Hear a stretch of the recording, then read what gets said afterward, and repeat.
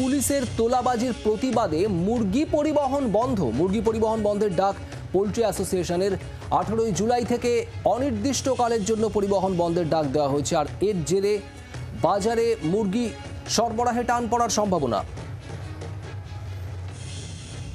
18 জুলাই থেকে অনির্দিষ্টকালের জন্য পরিবহন বন্ধের ডাক দেওয়া হয়েছে পোল্ট্রি অ্যাসোসিয়েশনের তরফ থেকে।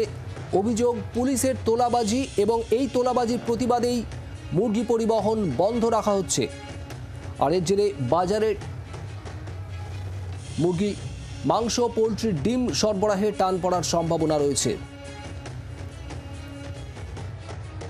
আমরা যেখানে নিজেরা চেষ্টায় একটা সুষ্ঠু ব্যবসা পরিচালনার চেষ্টা করছি, সেখানে সরকার প্লাস সরকারের যারা আছেন তারা হেল্প করার কথা, কিন্তু হেল্প করতে গিয়ে তারা রাতের অন্ধকারে গাড়িকে রীতিমতো অত্যাচার করছেন, নির্যাতন করছেন, বাজে গালিগালাজ করছেন।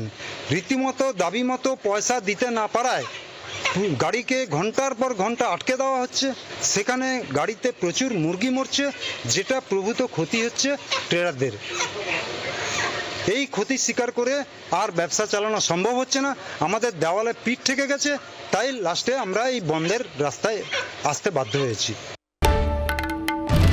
বাংলার আওয়াজ, বাঙালির আবেগ, জি 24 ঘন্টা।